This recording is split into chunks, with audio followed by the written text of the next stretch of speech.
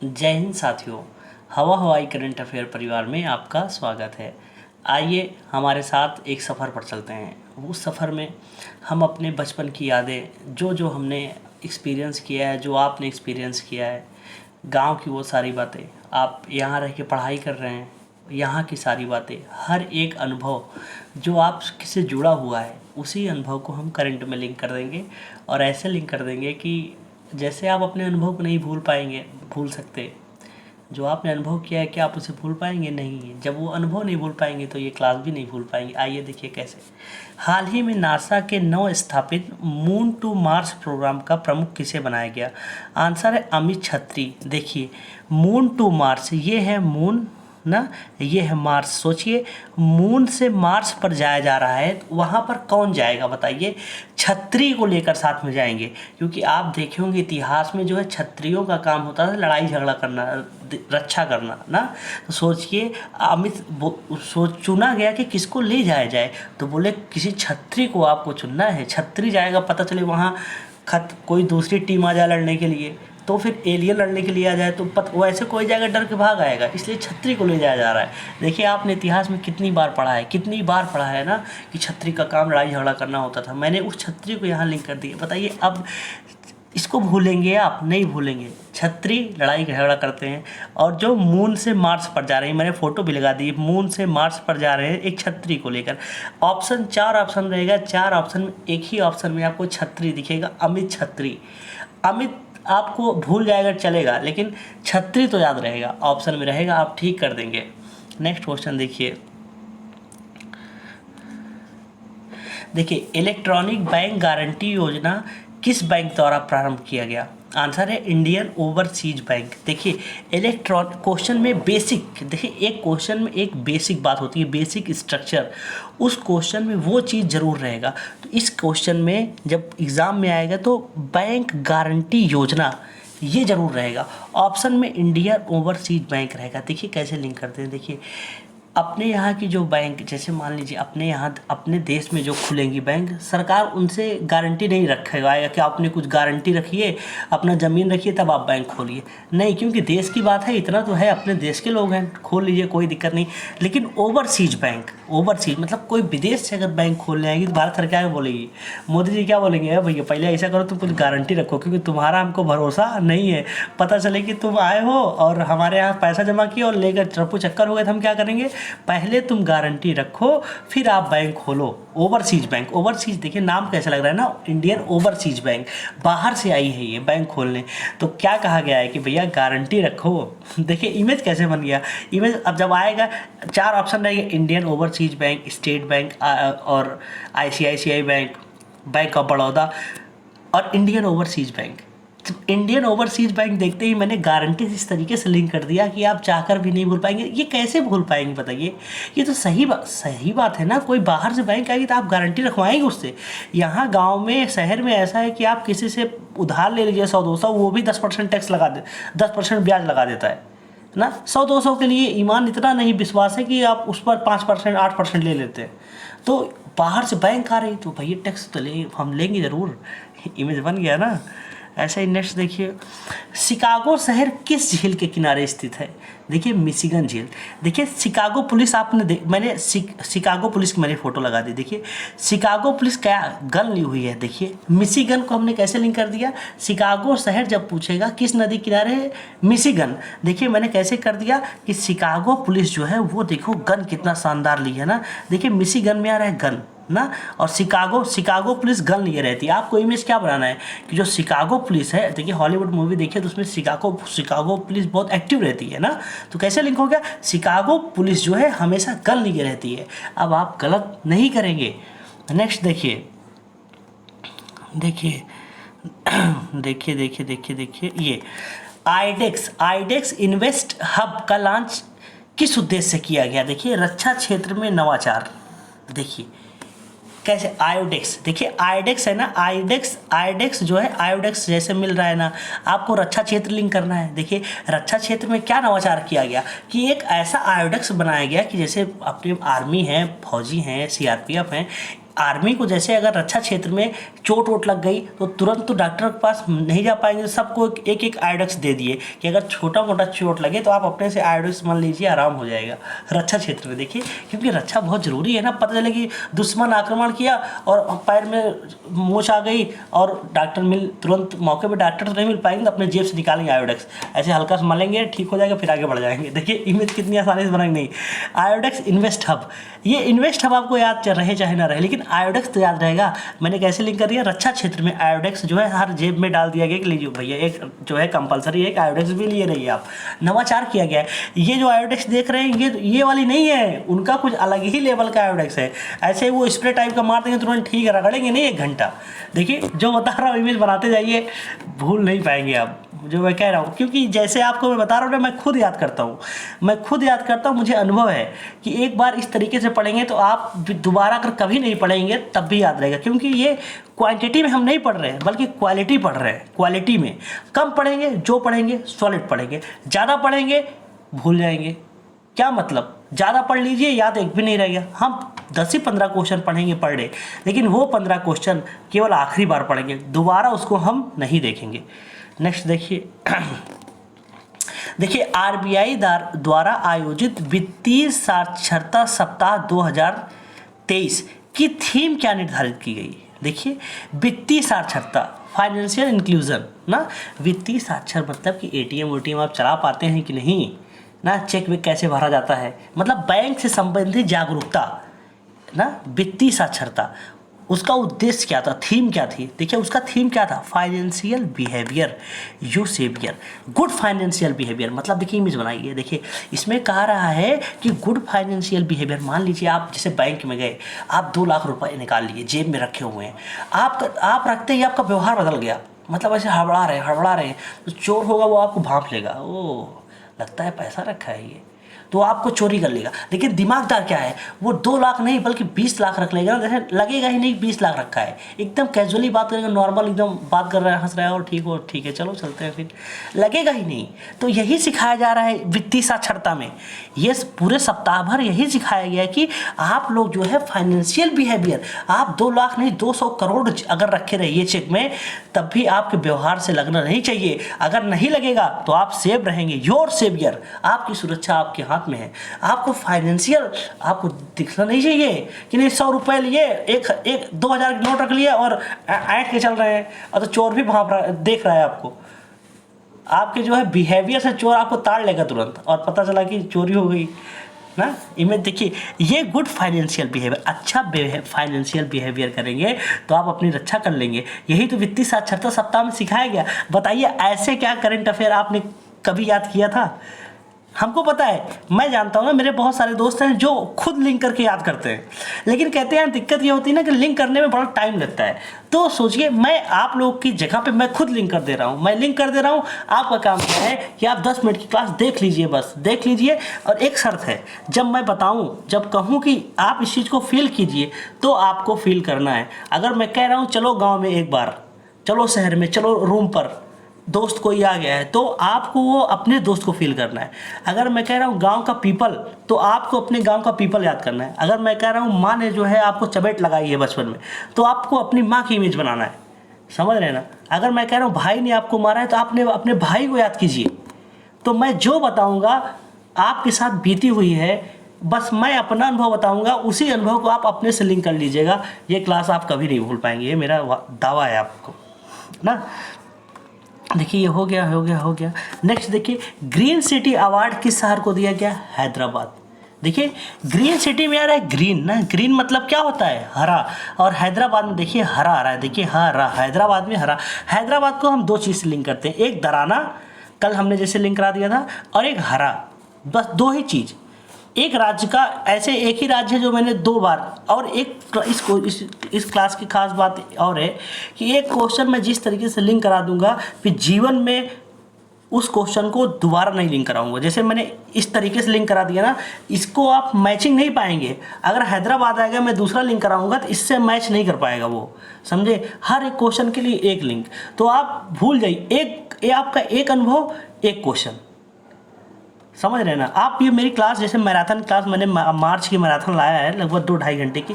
आप कितना मूवी देखते हैं बताइए? मूवी आप देखिए, आप अभी मोबाइल अपना देख लीजिए तो लगभग कितना 5 से 6 घंटे स्क्रीन टाइम रहता है। तो एक बार 2 घंटे निकाल के जो मैंने मैराथन मार्च की मैराथन लाया हूँ, एक बार देख लीजिए आप।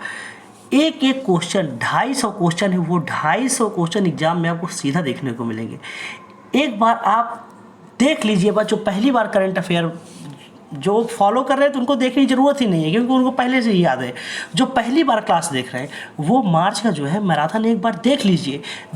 2 घंटे के अंदर 250 क्वेश्चन आपका मुट्ठी में हो जाएगा। फिर दोबारा नहीं रिवीजन करेंगे, जीवन में कभी नहीं भूलेंगे, मेरा दावा। जैसे ये क्वेश्चन नहीं भूलेंगे वैसे वो भी नहीं।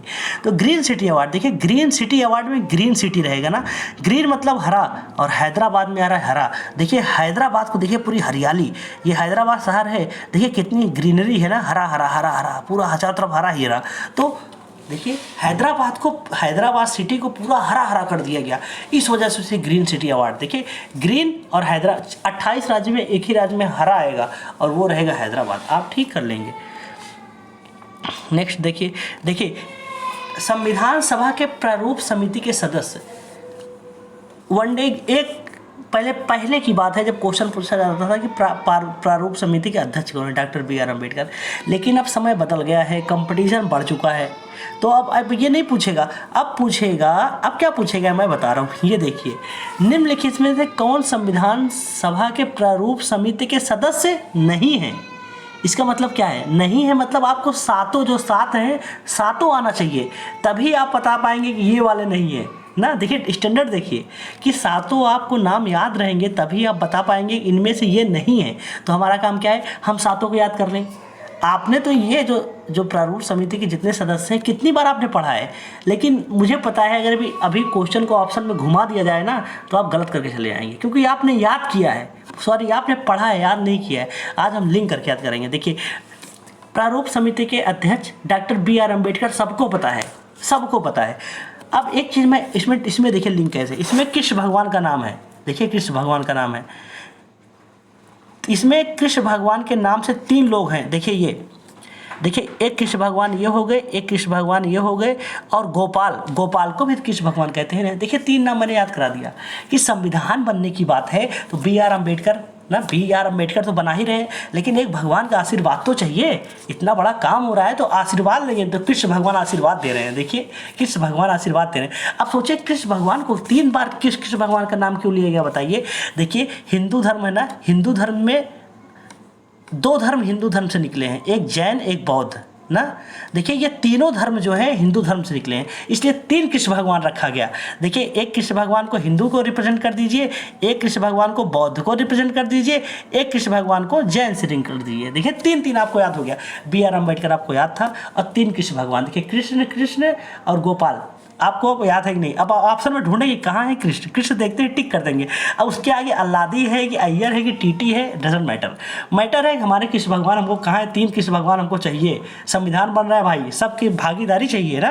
अब देखिए BR अम्बेडकर साहब थे, 3 भगवान आके और 3 लोग का रिप्रेजेंट कर दिए संविधान बनाने में, एक हिंदू का, एक जैन का, एक बौद्ध का ना। देखिए 3 इमेज बनाइए। फिर एक मुस्लिम भी चाहिए, इतना मुस्लिम की भागीदारी, तो सैयद मोहम्मद सादुल्लाह। देखिए मोहम्मद पैगंबर साहब ये मुसलमान के हैं, मतलब मुसलमान के जो है प्रमुख जो है प्रॉफिट है ना। तो देखिए 3 भगवान, एक ये हो गया, मैं वैसे मजाक में बना रहा हूँ। देखिए ये हो गया हिंदू ना, ये हो गया बौद्ध, ये हो गए जैन, ये हो गए मुस्लिम। देखिए आराम से हो गया कि नहीं। 3 कृष्ण भगवान और एक जो मोहम्मद साहब मुस्लिम के लिए। देखिए अब इतना बड़ा जब हो रहा है तो इतना बड़ा संविधान जो 7 लोग बैठे हैं तो उसमें एक आध मुंशी को रखना जरूरी है भैया। आप देखिए मूवी में मुंशी बिना वो पिक्चर कंप्लीट नहीं होती थी, तो यहाँ भी मुंशी को रखा गया है कि आप मुंशी हैं, अच्छा मुंशी को रखो भैया, बिना मुंशी का काम नहीं चलेगा। सारा लिखी पढ़ी जो पोथी में वही लिखते हैं। तो देखिए हमने मुंशी को भी रख लिया। देखिए BR अम्बेडकर साहब थे और कृष्ण भगवान, 3 कृष्ण भगवान, इनको रख लिया गया। फिर एक मुस्लिम के लिए रिप्रेजेंटेशन मोहम्मद साहब को, फिर एक मुंशी जी को। देखिए अब सोचिए इतना बड़ा संविधान की बन रहा है, 7 लोग पार्टी कर रहे हैं, तो पार्टी में बिना मधु के, देखिए मधु तुम लिंक कर रहा हूँ, मधु मतलब शराब, बिना मधु के तो मज़ा ही नहीं आएगा। देखिए जब मधु, देखिए माधव में आ रहा है, एन माधव, माधव मतलब मधुशाला, मधु, ये जो प्रारूप समिति 7 लोग बैठे हैं उसमें से मधु बोले कि यार मधु लाओ यार, बिना मधु के मज़ा कहाँ आएगा, इतना बड़ा संविधान बना है 2 वर्ष 11 महीने 18 दिन में, तो यार बिना मधु के मज़ा नहीं आएगा, तो मधु लाओ। देखिए अब आप उसको मत देखिए, मैं बता रहा हूँ कैसे। देखिए पहला कौन, डॉक्टर बी.आर. अम्बेडकर, सबको याद है। फिर 3 कृष्ण भगवान, अब आपको क्या आगे पीछे डजंट मैटर, 2 कृष्ण भगवान, एक गोपाल उठी का पर्यायवाची है, 3 ये हो गए। फिर एक मुस्लिम भी चाहिए तो मोहम्मद सादुल्ला ना, फिर उसके बाद एक मुंशी जी चाहिए तो मुंशी जी आ गए ना, फिर उसके इतनी बड़ी पार्टी हो गई, दारू चाहिए भैया, माधव मधु चाहिए, याद हो गया सातों ना। अब देखिए, चलिए अब क्वेश्चन देखते हैं।